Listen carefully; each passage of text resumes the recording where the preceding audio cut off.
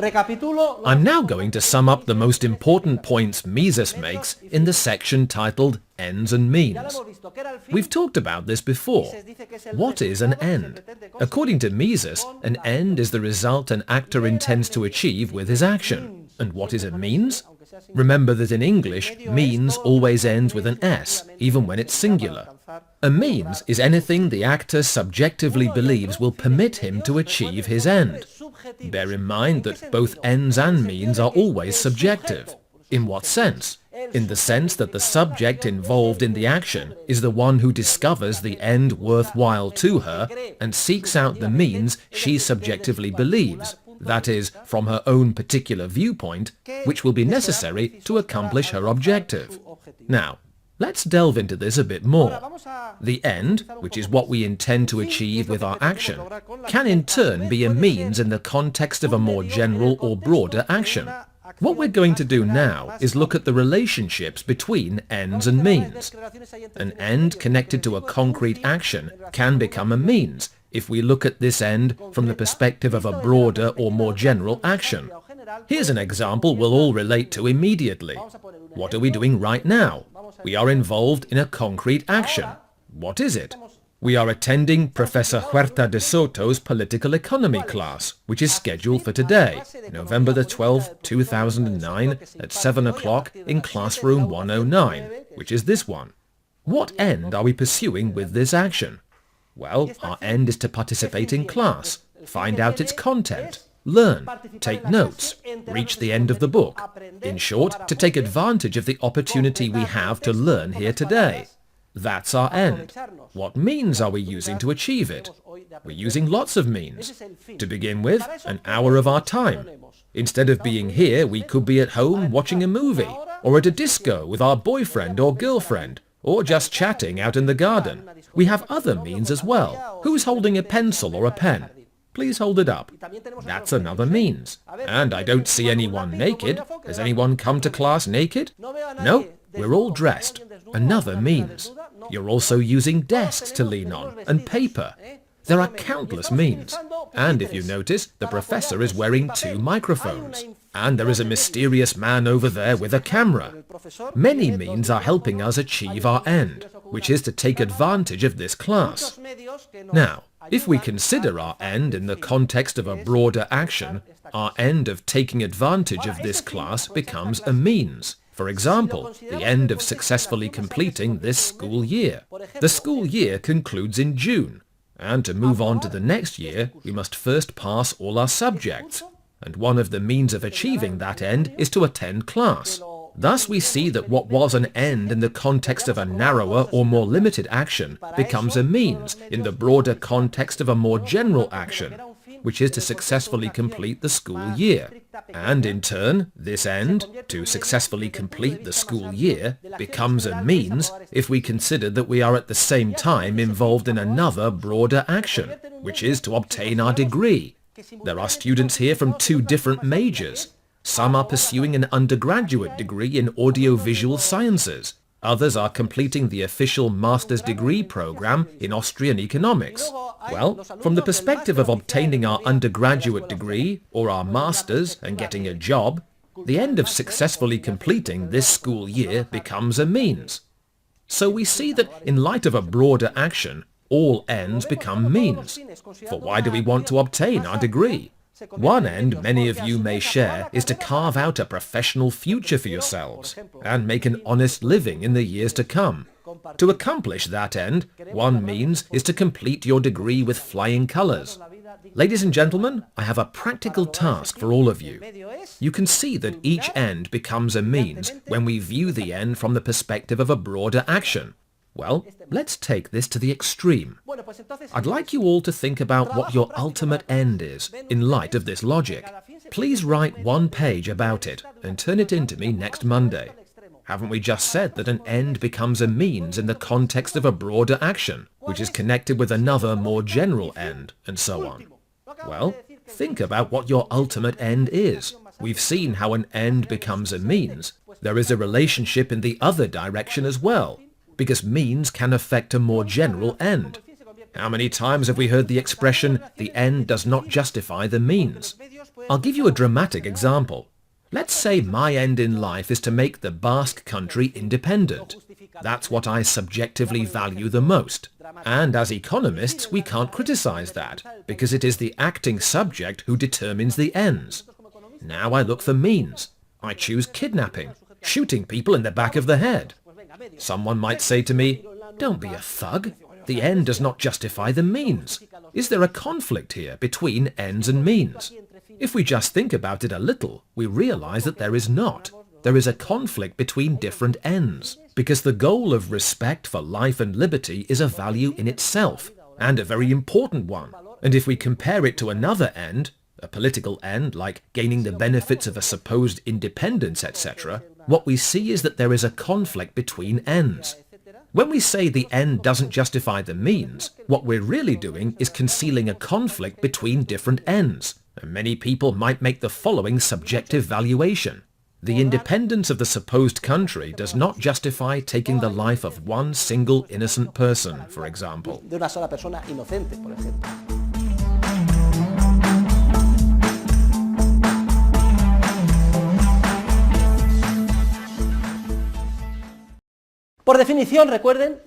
Remember that by definition, means must be scarce, because if they're not scarce, the actor doesn't take them into account when he or she acts.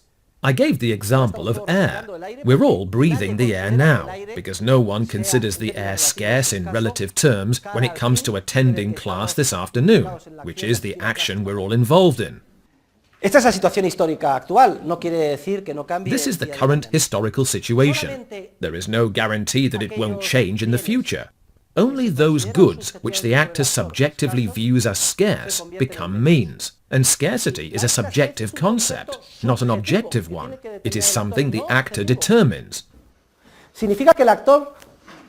In other words, when the actor believes he or she lacks sufficient goods to achieve all the ends desired, scarcity arises. The moment scarcity arises, human action becomes involved. We must act creatively and entrepreneurially. And here we see a paradox. As long as a good is considered free, we don't act entrepreneurially.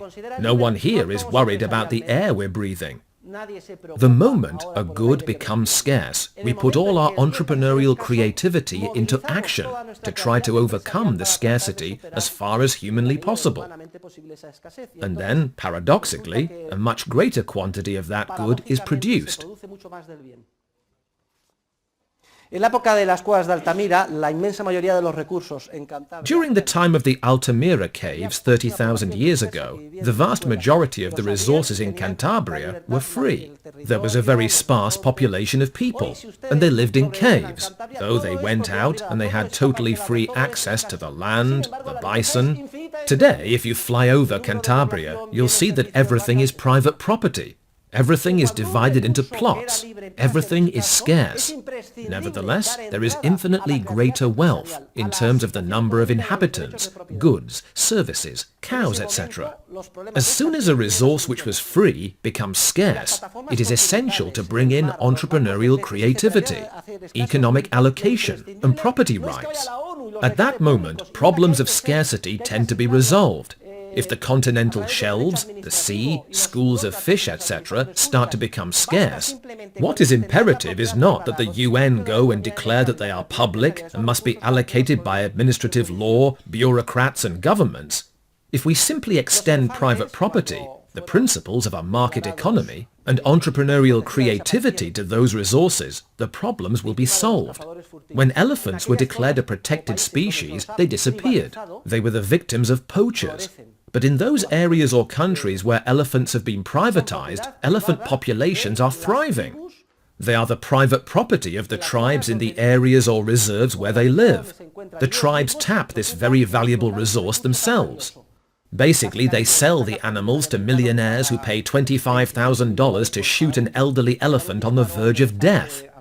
The tribes themselves receive the $25,000, which is a fortune there, and they allocate their resource appropriately. In other words, they prohibit the hunting of young elephants, females, etc. So the former poachers have become proud owners. I could also mention goose barnacles. I love shellfish, and the goose barnacle is the king of shellfish. Well, barnacles disappeared when they were declared public property.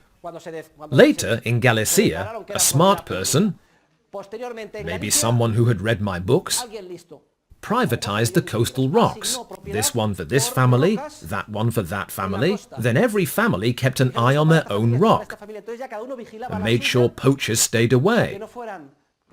And people knew how many barnacles they could collect. As a result, now there are goose barnacles again. The same is true of fighting bulls, etc. So, if you want a scarce resource to flourish, you must privatize it.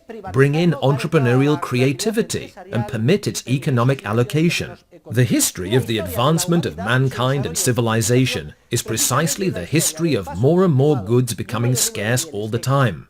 Goods which, in the past, people had considered free and not scarce in relative terms. But then people began to see them as scarce with respect to the ends they wished to achieve.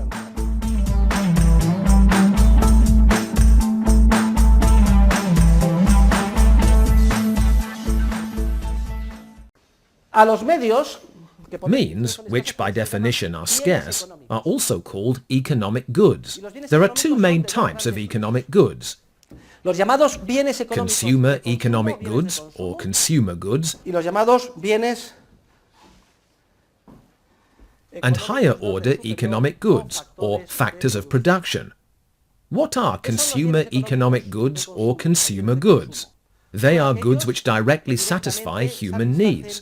By themselves, they permit an actor to achieve an end of value to him or her. They are also called first-order economic goods.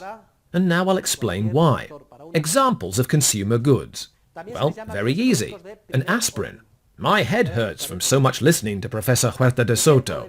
I take an aspirin, and immediately my headache goes away. The aspirin is a consumer good. A fried egg. I'm terribly hungry. I eat a fried egg, and my hunger goes away. These are economic goods, consumer goods.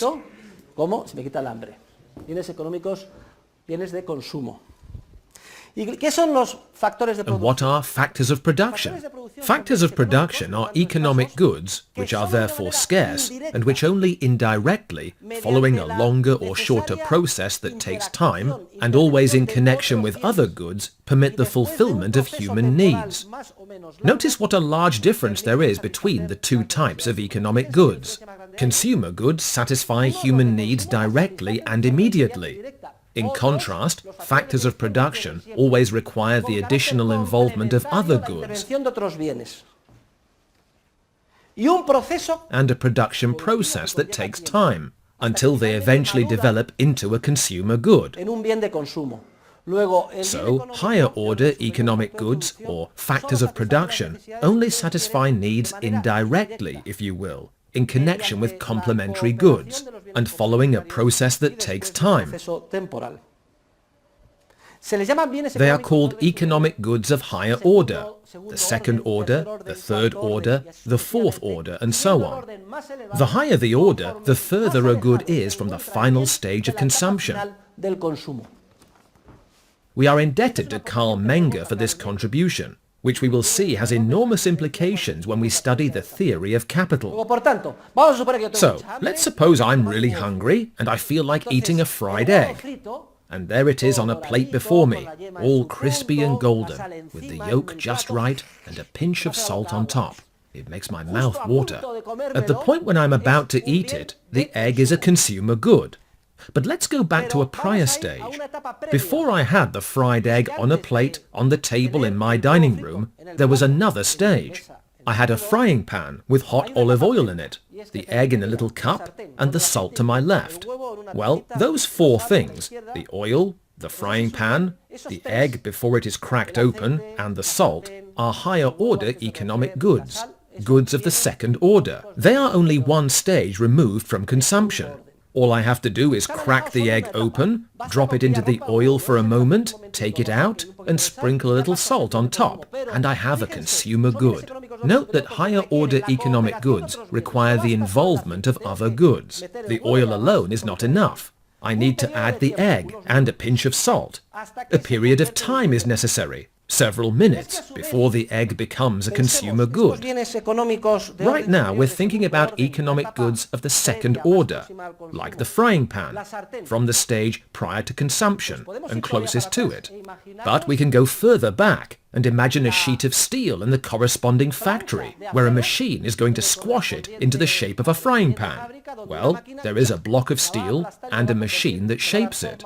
They are higher order economic goods, goods of the third order, and they are more distant from consumption.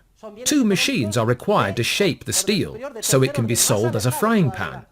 We could continue to trace back through the stages until we arrived at the economic good of the highest order, recently extracted iron ore at the mine entrance before the ore is taken to a blast furnace and converted into steel. It's very important that you grasp this philosophy of the production process as a set of successive stages, in each of which goods take the form of economic goods of a different order. This is important because when we study the theory of prices, we will see that as human beings subjectively value consumer goods and exchange them, they determine market prices for them, for the fried egg in this case.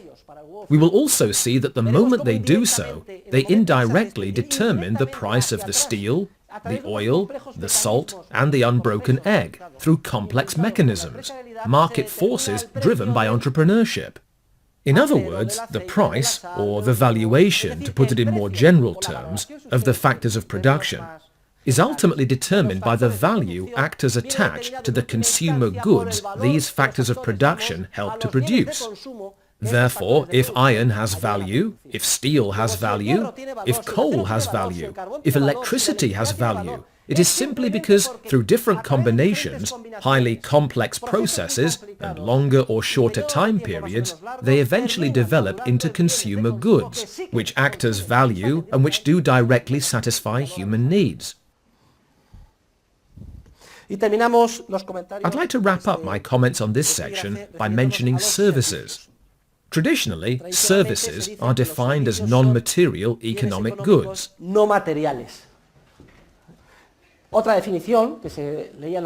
I also used to see services defined in textbooks as economic goods whose processes of production and consumption are simultaneous. A concert is a good example of a service.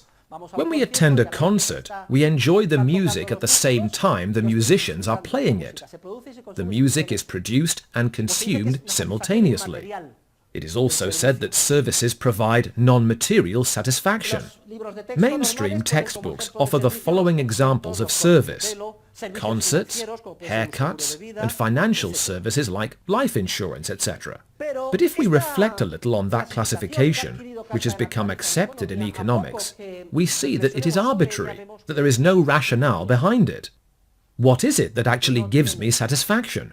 Is it the fried egg as a thing? No. It's actually the experience of eating it, chewing it, swallowing it. Nom nom.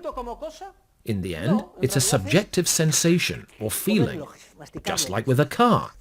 It's true that if I buy a car as a consumer good, I can touch my car and say, "What a beautiful Rolls-Royce I have," or Bentley, like the professors, hand-painted with 5 coats of gold paint. The neighbours must be green with envy, etc. But notice, is it the car itself or the subjective satisfaction of thinking that I have a nice car, that my neighbour is jealous, that women like it, that it has reclining seats for my girlfriend, or boyfriend, sorry. What is it really? These things are also services. They're all services. They amount to subjective, spiritual satisfaction, even when they appear to be material goods. We'll see this is true when we talk about price determination in Pretty Woman. Services. Even in the case of the most material good you can conceive of, it is the services the good provides which human beings subjectively value. However, it has become so common to stress this materialistic difference between goods and services that I could not avoid mentioning it now.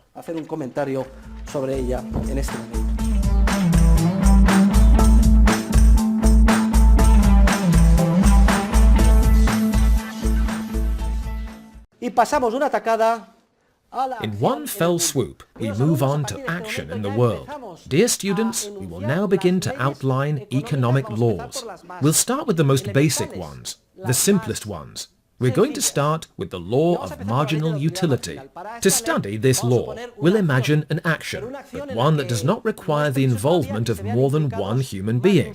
At this point, we're just going to consider the action of one lone human being, one sole actor, Robinson Crusoe, when he arrives on his island and hasn't yet come into contact with Friday. We'll begin with the simplest actions, and then gradually build our edifice, and add degrees of complexity to the analysis. Then, a few classes from now, we'll bring in society. However, to understand the functioning of the complex process of human action, in which many people participate, we must first have a good understanding of individual human action. We're going to start with the law of marginal utility. The law of marginal utility is the law that explains how the value of economic goods is determined, specifically the value of first-order economic goods, that is, goods that satisfy human needs, consumer goods and services. We'll begin with a series of essential ideas. The first of these ideas is obvious, but I want it to be quite clear. Since means are scarce, and therefore insufficient to achieve all the ends we set for ourselves,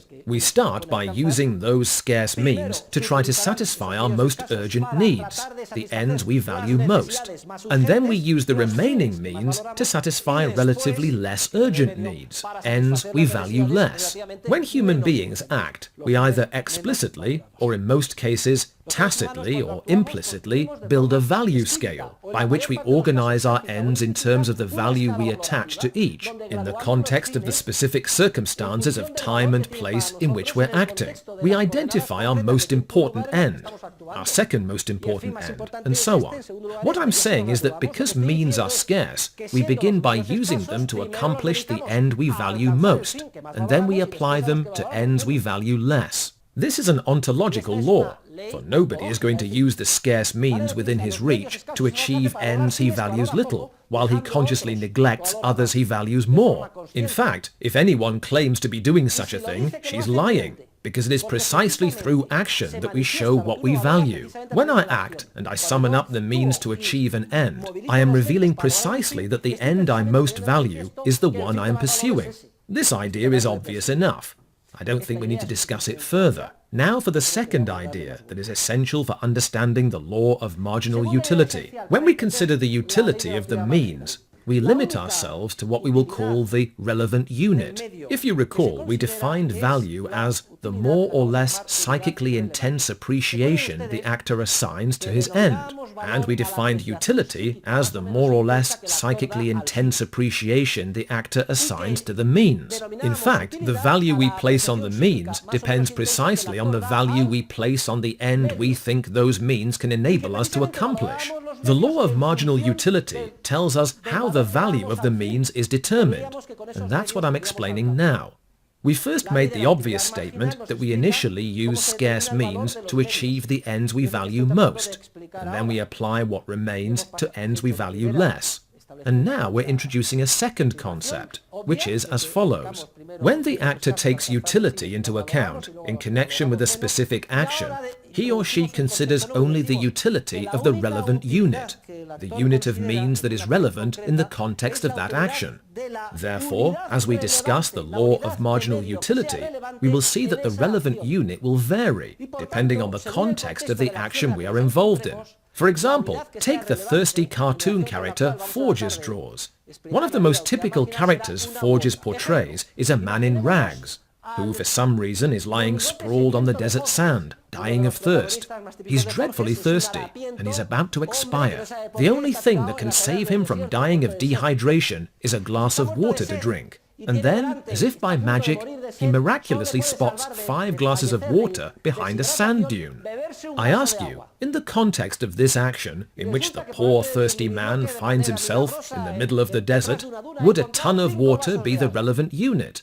No. The relevant unit will be 1 glass more or 1 glass less, etc. But now, let's focus on a totally different action. Let's say Andalusia is in a period of drought. It's a very severe drought. All the land is dry, etc. The livestock is dying, and the harvest is disappearing. there's no choice but to buy water. And the owners of many country estates buy truckloads of water. They make a phone call. How much is a truckload of water today? A truckload of 10 tons of water is 100 euros. Okay, listen. Please bring me 3 truckloads tomorrow, because I need to refill the well. And people make their calculations. Man, 3 truckloads. I wonder how long they'll last us. Hey, don't turn the showers on too hard. People make their estimates, and there's a market. Tank trucks are driven to neighboring provinces where there's water. The trucks are filled up, and then they're taken to other areas. In the context of that action, what is the relevant unit? The 10-ton truckload of water, not the glass. The specific relevant unit depends on the context of each concrete action. And as we discuss the law of marginal utility, and you apply it, it is very important that you determine what unit is relevant in the context of each action.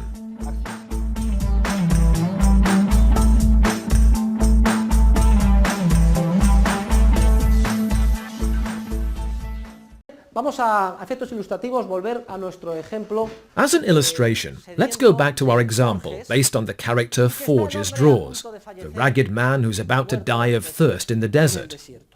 And let's say this man on the brink of death from thirst has the following scale of values. In first place, what he values most is a glass of water. A glass of water because he is about to expire, and if he drinks that glass of water, any of these, at least he will be able to endure another hour of the sun's rays. In second place, he is so thirsty that what he ranks second is another glass of water. In third place on his value scale, he says, well, if I could drink 2 glasses of water, my stomach is also killing me, because I haven't eaten since yesterday. Third on my value scale is a cluster of dates. If I could eat, then what I'd place fourth on my scale is a 3rd glass of water. And in 5th place, the sun is so strong that I need a hat. In 6th place, the 4th glass of water. And in 7th place, another glass of water. That way we have 5. The 1st glass of water in the 1st place, the 2nd glass of water in the 2nd, the 3rd glass of water in the 4th, the 4th glass of water in 6th place on the value scale, and the 5th glass of water in 7th place. Such is the man's value scale. Let's imagine he's dragging himself across the sand with bloody fingernails, and he's on the verge of death. He passes a rock, and suddenly he sees 1, 2, 3, 4, 5 glasses of water. Yippee! It's my lucky day! I'm not going to die! And suppose he reaches out with a trembling hand to grab a glass of water and drink it, but his grip fails him. He drops the glass. The water immediately spills. The burning sand absorbs it like a sponge, and the water evaporates. My question is, the other 4 glasses are still there. What satisfaction has he lost because the water from that glass has spilled? Has he lost the satisfaction of achieving his first end? No, because he still has 4 glasses left. The satisfaction of achieving his second end? No, not that either. His 6th? Not that either. If a glass spills, he loses the satisfaction of achieving his 7th end. Everyone sees that clearly, right? And it makes no difference whether the glass that spills is this one or this one. He loses only the satisfaction of achieving his 7th end. Maybe the glass that falls is this one.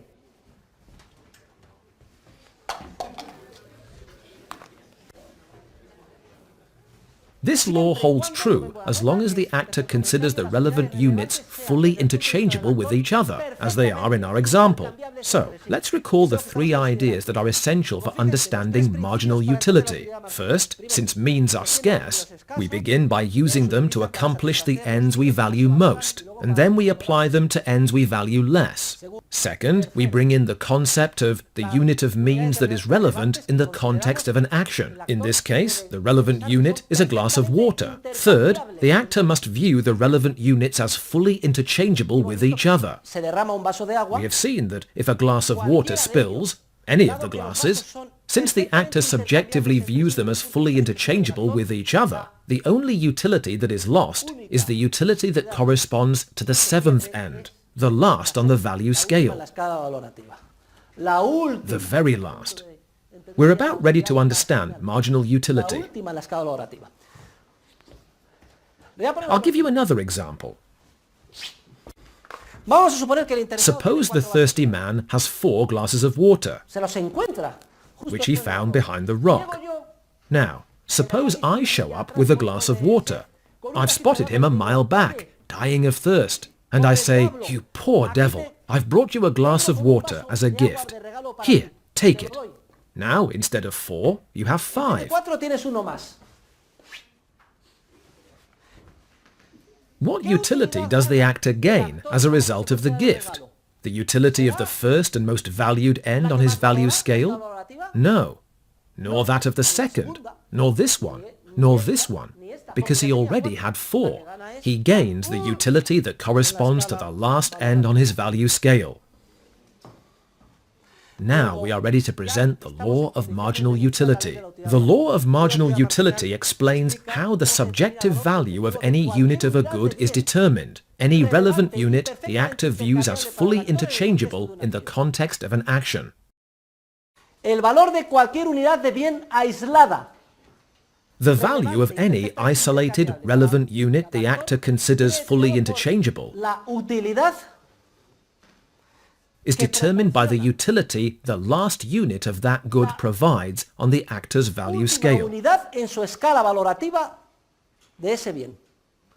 Repito, I repeat, according to the law of marginal utility, the value of each and every unit of a good available to the actor, each of the relevant units viewed as fully interchangeable with each other, any isolated unit, corresponds to the value the actor attaches to the least valued unit of that good on his or her value scale.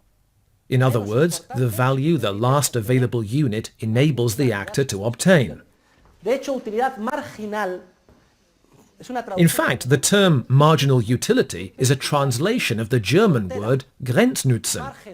Nutzen, utility, Grenz, border, margin, edge.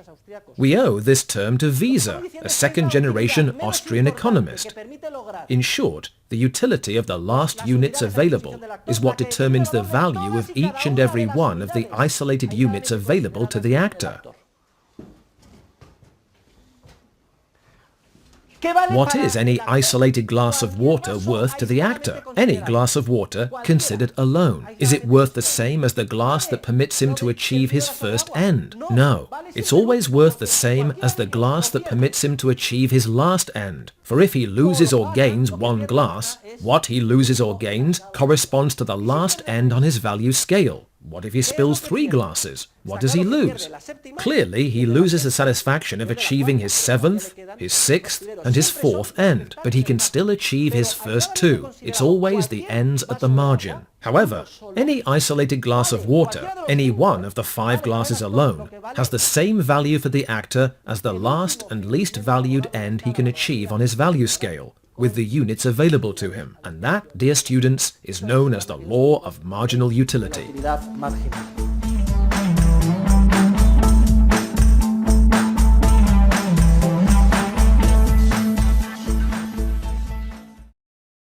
Y ahora vamos a hacer unos comentarios.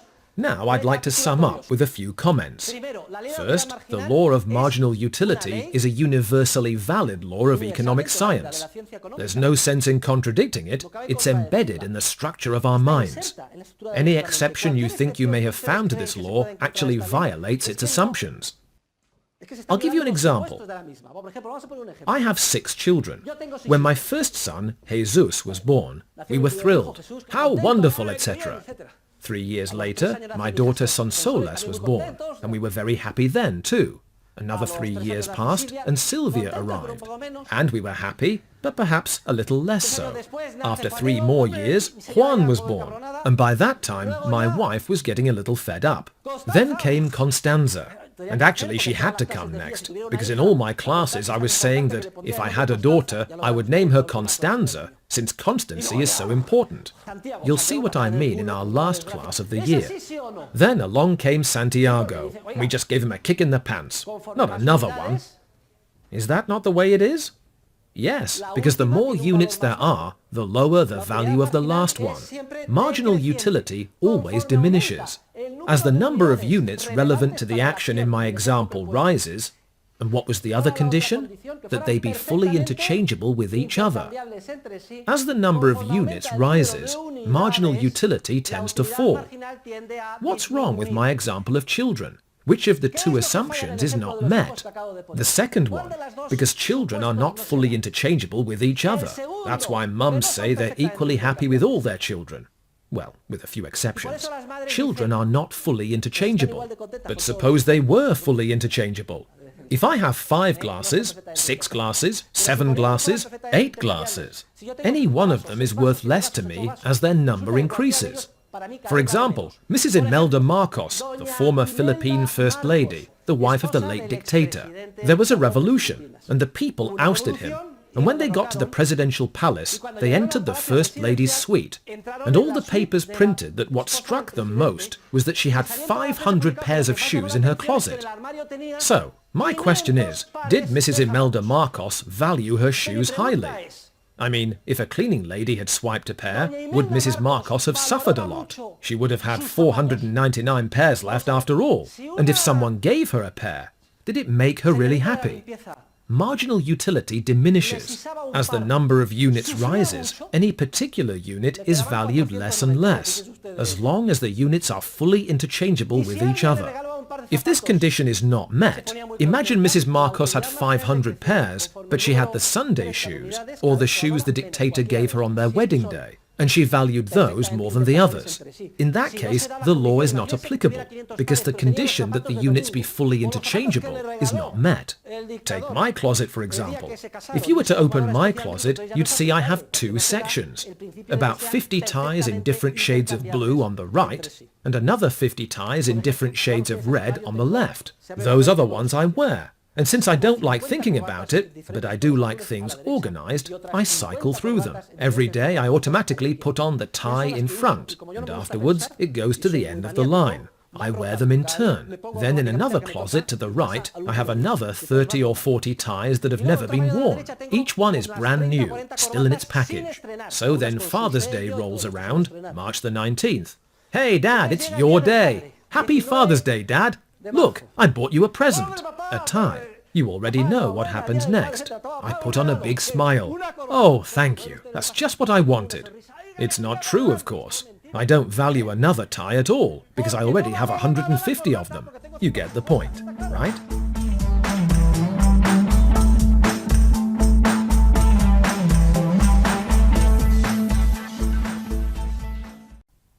Second, Karl Menger, the founder of the Austrian school, is traditionally credited with discovering the law of marginal utility in 1871 in his book Principles of Economics. It's not true, though. The law was discovered 27 years earlier by a Spanish Thomist from Catalonia named Jaime Balmes. I explain that in my books. So, the honor of having resolved what was known as the paradox of value belongs to the Spanish. The paradox of value kept all economic thinkers bewildered up until the subjectivist revolution Menger and his successors began, though I've already mentioned that Balmes was the first to resolve the paradox almost 30 years earlier. The impossibility of solving the paradox of value rendered futile all or the vast majority of the contributions made by theorists of the so-called classical school of economics, led by Adam Smith, etc. They already sensed that value was determined by utility, but they were posing the problem as follows. They were saying the value of goods, of means, is determined by their utility, but how is it possible that a precious stone, a diamond or a gold ring, is nevertheless worth much more than a loaf of bread, when iron and bread and water are much more useful than gold and precious stones? It's obvious they're much more useful, right? Classical theorists were disconcerted, and they couldn't solve the paradox of value. All great scientific advancements result not from answering old questions, but from asking new ones, or approaching questions in a different way. With the paradox of value, theorists were posing the question wrong, as if the choice were between all or nothing, as if human beings, in the context of some action, had to decide between giving up all water or all gold. And indeed, if I were in that situation of all or nothing, I would give up all gold rather than die of thirst. But in real life, all or nothing decisions are extremely rare. They're practically non-existent. Decisions, human actions, always involve exchanging a little more for a little less. So, if that's the way it is, we think, how many units of iron or bread or water do I have at my disposal? Well, I have this many. I have so many that any one unit is worth what the last one is worth, which is very little on my value scale. How much gold do I have? Well, very little. I have so little gold that I only satisfy ends that are very high on my value scale. In terms of marginal utility, the last unit, I value the last unit of gold far more, because I have very few units, than the last unit of bread, because I have many. Therefore, the law of marginal utility resolves the paradox of value. The law reveals that classical theorists were looking at the problem wrong. They were approaching it as if decisions or human actions were all or nothing, all gold in exchange for all bread, or nothing. But they're not like that. Decisions involve a little more, a little less. Almost all human actions are incremental, or marginal. Very few are all or nothing. Well, there are a few all or nothing decisions. For example, do I lose my virginity or not? It makes no sense to say, I'll lose a little virginity, 1 unit more, 1 unit less. You either lose it or you don't, ladies and gentlemen. There's also the example of the hero in a trench. I can leave the trench and sacrifice my life, because I know that machine gun nest will kill me, but if I do, I will save my entire company. Do I commit that act of heroism or not? There is no way to commit an act of heroism only slightly. Either I commit the act and they kill me, or I don't commit it. But apart from those extreme cases, in which the law of marginal utility also operates, it's just that the relevant unit is everything, the loss of one's life or the loss of one's virginity. The law also operates in those cases. But the relevant unit is everything. It involves what is called total utility. Apart from those cases, the vast majority of our actions involve a little more or a little less, in exchange for a little more or a little less. And the utility of the last unit on the value scale is what determines the value of each and every one of the relevant and fully interchangeable units of a good at our disposal.